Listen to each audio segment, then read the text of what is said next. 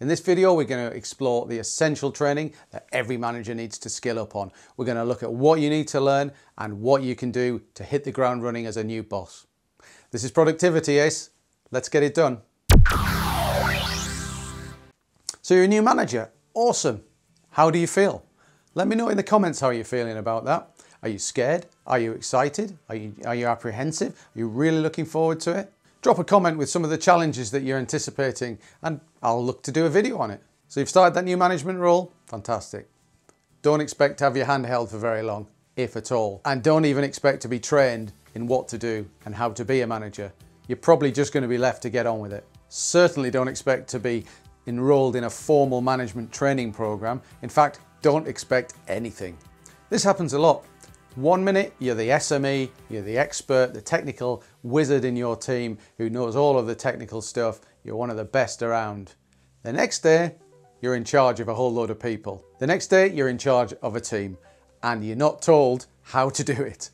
And it's a completely different job. Have a look at the video above for a guide on how to be a new manager. As a manager, you're going to need to learn a whole load of new skills. So let's go through some of the ones that I think are absolutely essential for you. I've been a people manager for over 20 years at massive companies, and I wish I'd been told this at the start. I had to work it out as I went along. Skill number one, communicate up, down, and sideways. As a manager, you're going to need to learn to communicate with all different levels of people. You're going to need to communicate with your team. You're going to need to assign work. You need to get the best out of your team. You're going to need to communicate upwards. You're going to need to communicate to your manager and even possibly higher than that. Your manager's going to want to know how the team's doing and you're going to need to know how to report that. And you'll also have to communicate to clients and stakeholders, partners, and even software and hardware vendors or other companies that you might interface with. So it's a lot of communication and each of those has a different style. It's something you need to learn pretty quickly. Skill number two, performance management. As a boss, you're going to need to know how to manage performers in your team, the underperformers and the overperformers. For the overperformers, well, get familiar with the reward and recognition schemes that your company offers.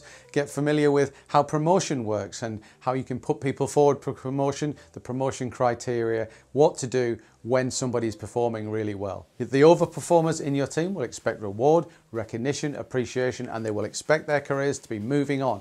And it's up to you as a manager to give them the best opportunities for that to happen. On the flip side, you're also going to experience underperformers, and you're going to have to know how the performance management schemes at your company work. You're going to have to know how to support people and how to help them get their performance up to the level that you expect. So under and over performers.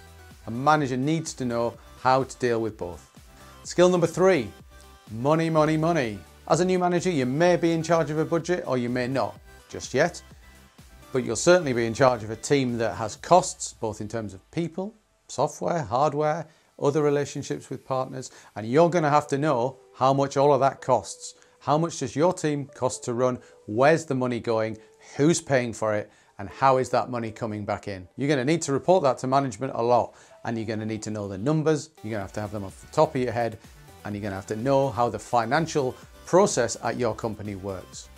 Your company is likely to have some fairly complicated financial procedures if it's a large company, and some of them may be suboptimal, but it's up to you to know how it all hangs together so that you can give a detailed picture of the financial picture of your team and your operations to your management. And understand financial terminology. There's a lot to learn. Depreciation, total cost of ownership, impairment. There's so much to learn, and it's up to you to skill yourself up, because I found with my transition to a people manager that I was given no training in the financial side of things, and I found it quite difficult to get up to speed and understand what the money situation was. Before the next tip, do check out our new masterclass courses site. We've got all sorts of stuff on there, in-depth courses, in-depth videos, free ebooks, loads of learning materials, and that site is going to grow and grow with many more resources. So do check it out. Links in the description and right there. Skill number four is conflict resolution. As a manager, your team will have some conflicts. You might be dealing with conflicts between particular team members. You might have some conflicts yourself. You might have to step in and resolve conflicts between your team and stakeholders or clients or other management and peers. These could be minor disagreements that can be solved with a bit of humor or just getting people together to talk, or you could be dealing with a full-on disciplinary situation. As a manager, you're going to need to have the confidence to step in and deal with these situations. You're going to have to be self-aware and have high emotional intelligence to understand the perspective of individuals, to understand the overall situation and work out how best to resolve it. Conflicts are definitely going to happen, and they can be very uncomfortable for individuals and teams alike. Nobody wants people not to get on, especially in your team. You want everybody to be one happy family. Well, it doesn't always work like that. Conflict resolution is a fundamental skill of being a new manager, and it can be one of the most satisfying skills as well, to turn around relationships that have gone bad, and with your help and your coaching, you've turned it around and you've built the bridges, and those relationships are now much more solid. That can be really satisfying as a manager. Skill number 5, develop the culture of continuous learning. As a manager, you want your team to be learning new skills all the time. I always tell people that I bring into my team, it's my job to make you better than when you came in so that you can leave and go somewhere else. So as a manager, make sure you know all of the learning resources and opportunities that your company offers. Do they have a learning management system? Do they have various courses that people can take? Are people able to go on training? Is there a training budget? There are all sorts of ways that managers can help with training for employees. But it's also really important to encourage the right attitude, the attitude of self-learning, so that people aren't just spoon-fed courses or training programs, but they actively have that mindset where they want to go out all the time and make themselves better. And as a manager, you can really support that by allowing people to take time out of their busy calendars dedicated specifically for learning. I've got this thing called the golden hour where I tell my team, hey, take 1 or 2 hours a week and make sure you learn something new. Spend it on whatever you want, but it's your time. I'm happy to take the hit on team delivery to give everybody in my team that time to learn something new. And it's been a real success. But as a manager, if you want to change the culture, well, you've got to hammer on about it all the time. Constantly speaking about learning, reinforcing the message, making sure that people are using the time that you've allowed them to use is fundamental for creating that learning culture in your team. It's no good just mentioning it occasionally in the odd team meeting. You've got to be walking it, talking it continuously. That way the culture will form and everybody will learn, and your team will be much, much better. Skill number 6, don't just be a manager, be a coach as well.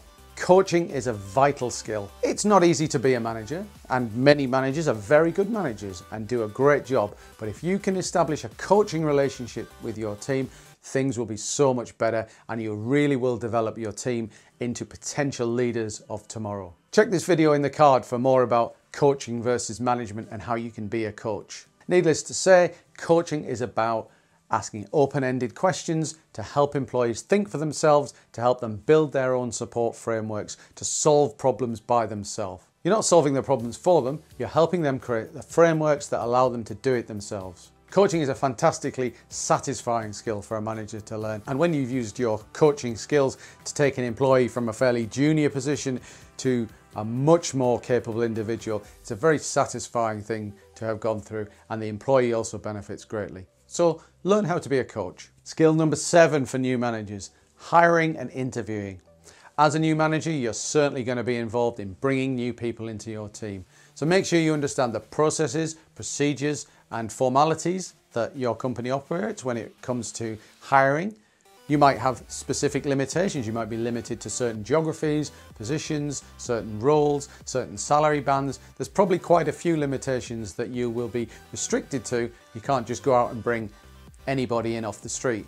Also get familiar with the different avenues that your company uses to bring people in. That might be direct to market, it might be third-party recruiters, you might have different procedures for contractors and external employees versus permanent. There's a lot you probably need to consider, and in order to effectively know how you're going to bring good people in, well, get familiar with all that process.